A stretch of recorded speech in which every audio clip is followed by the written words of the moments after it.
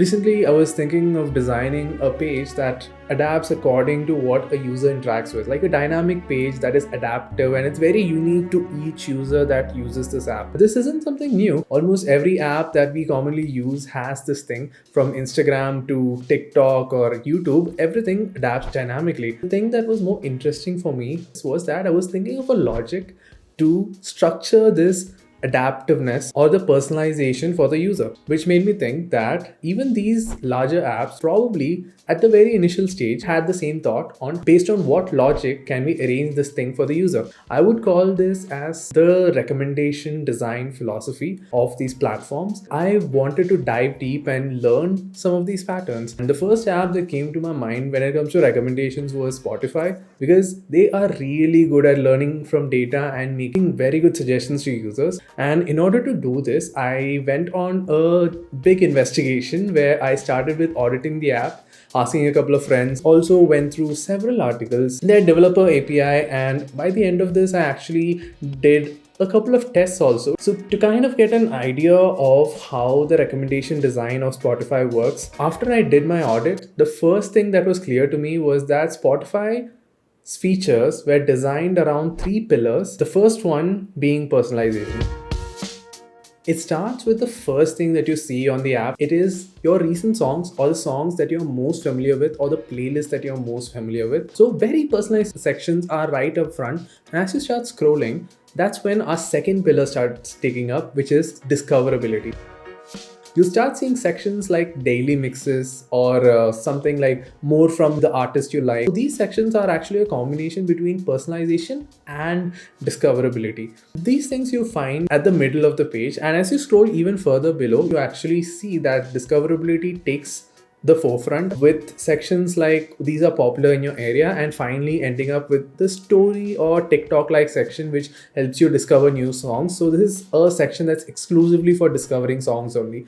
So if you take a step back and look at this entire page's structure, you see that it starts from most personalized items which you will be seeing on every visit, and as you go down, it forms sort of a gradient that blends between personalization and discovery, and you see only discovery at the bottom. So this shows some structure to what their adaptiveness is. Just on a side note, I feel like the section that is absolutely at the bottom, which is the story like or the TikTok like feature for discoverability, is different from the other ones because the other features are mostly inside playlists. They are locked behind a click, but these things are out in the open because people might feel a little hesitant to click on things that they're not familiar with and they won't show interest to actively do it. So they put it out in the open, maybe to actually make a little less friction to that section so that discoverability is possible. The third pillar is the social feature.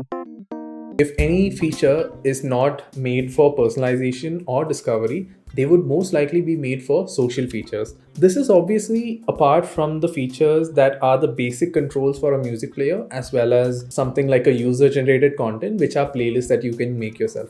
So most of the other things are social features, which are features like Spotify Wrapped or Blend and Jam sessions, which involve you sharing something from the Spotify app to the outside world or having fun with your friends in the app itself. Some more nuanced feature which they have focused on for shareability is actually something like sharing your lyrics, or even when you try to share a song, they show a story like format which encourages you to put it on your story because it looks really good. So on a side note, I did notice that in underneath the music player, there's something like a jam session, the share button, and the ordering thing when the jam session comes are all put together in a single place.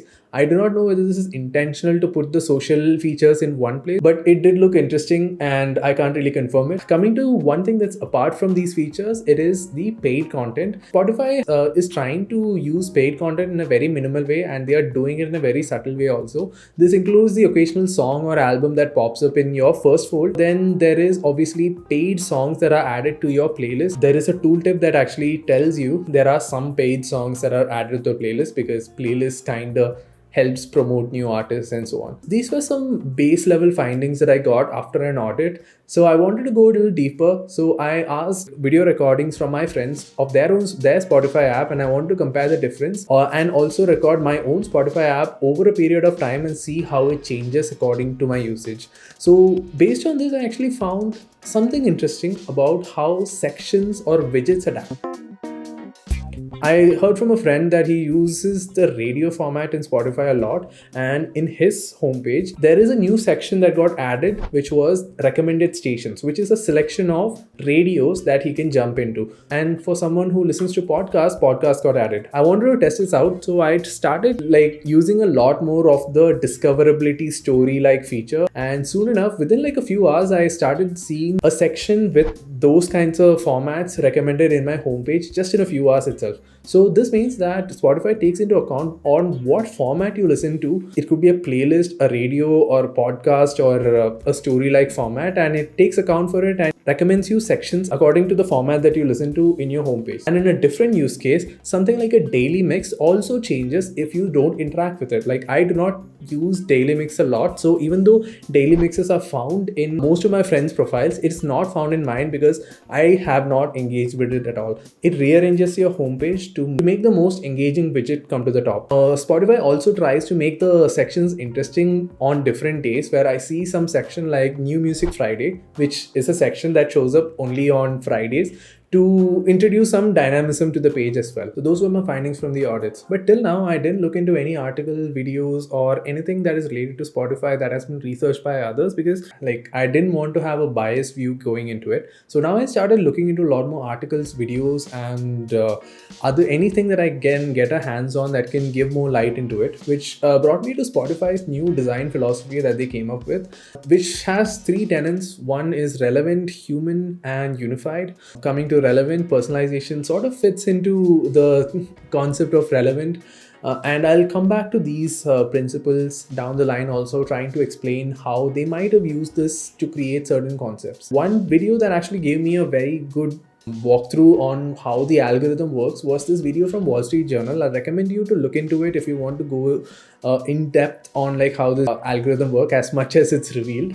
But I'll explain it shortly. They have two types of filtering to understand what a song is. So first one is collaborative filtering. Tracks are mapped based on user behavior, like how often do they appear together on playlists and things of that nature.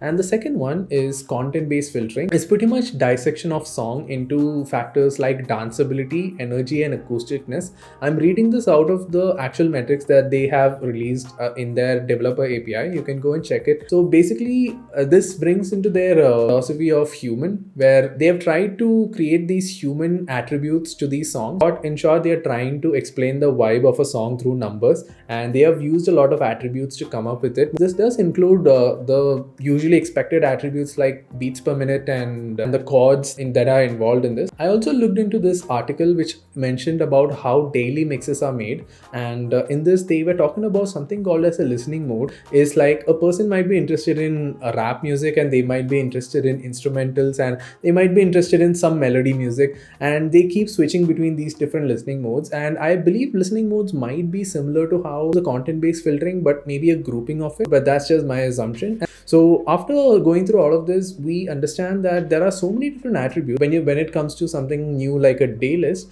Even the time of day is involved in like recommending you songs. But I wanted to know, among all these attributes, what are the attributes that actually determine what song gets played when you shuffle a playlist or when you start playing a random song. So what is the next song that gets recommended? And I wanted to know whether they have actually designed this recommendation also. So next up, I wanted to run a few tests based on the algorithms that I have been exposed to. I wanted to get these data from every song. I went to the developer API, but sadly it said that it was deprecated, which means I'm guessing I can't directly use it in their website itself. I was quite disappointed that my research ends right here, but luckily I found another website called songdata.io, where the data that was in the developer API is actually documented for every song in this website. So I actually had a resource where I can get these data from. So now I started to do these tests. The first song I started with was Jay-Z's Empire States of the Mind.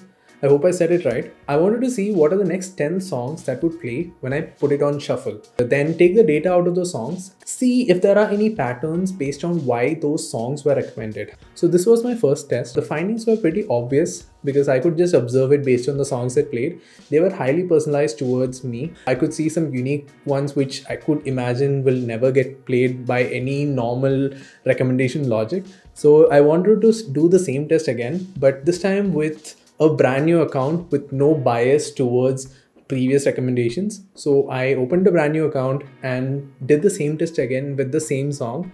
And this time I started seeing that the personalization factor of it completely got removed, obviously. I started to notice the songs that were playing were often from the same artist that the initial song was from, or it was from the featuring artist that was involved in the song. So I saw some Jay-Z songs, I could see some Alicia Keys songs. I also saw a song that was directly from the album in which this initial song was from. This is a small data set, but I did understand there is some logic behind this recommendation that are happening. So then I wanted to do another test. So I took the global top 50 playlist and I put it on shuffle to see what are the songs that will play. Now there is only a set of 50 songs, and among these 50 songs, what is the order that Spotify picks to play this one in? I got the data. I wanted to see some patterns in it. I even ran it through AI to see the patterns. The thing is playing in a very dynamic way where the energy and everything were just jumbled around, which means there is no obvious pattern to it. There was also some knowledgeable transition between chords to make sure that the transition between songs is a bit smoother. I cannot really confirm this one because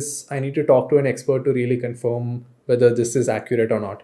But I did another test as well, which was I went to Daily Mix 3 and started to see what is the order in which this playlist is arranged, because every playlist is arranged in a certain format, and what is the logic behind that. I took the first 10 songs and tried to see what the pattern was again. The result was the same. It was dynamic. This might as well be the reason behind it, but again, this is a small data set. It can only give you a brief look into what it could be the logic behind it, but not a conclusive definition on what the logic is. But if I keep doing this test a lot, I probably will come across what the underlying logic behind these things are. From these tests, what I understood was the first thing that takes the most priority is personalization, and the next thing that they take into account for is actually the same artist, the featuring artist, or the album that the song is from, and so on, as a backup when it comes to that. So these factors such as danceability, acousticness, balance, and so on are things that have not really shown as an obvious thing that affects what plays in a shuffle or in an order of a playlist. But I do notice that there are different playlists that Spotify does make, such as a sad playlist or a happy playlist or a dance playlist and so on. So these factors or these attributes might be used to create these playlists itself and might not have so much of an influence on what song is recommended next. This brought my audit and research to an end. The goal of this audit was actually for me to understand this basic principle of attributes, the logic, and so on, and apply it to a different platform and see how a different platform will evolve if these are the pillars and these are the logic behind the recommendations. So I will take up a quick commerce app like Flipkart Minutes and try to see how this will translate over there in a future video at some point. But this is me uncovering these things. You can find all the articles and the research and the tables that I've used for this research in the description below.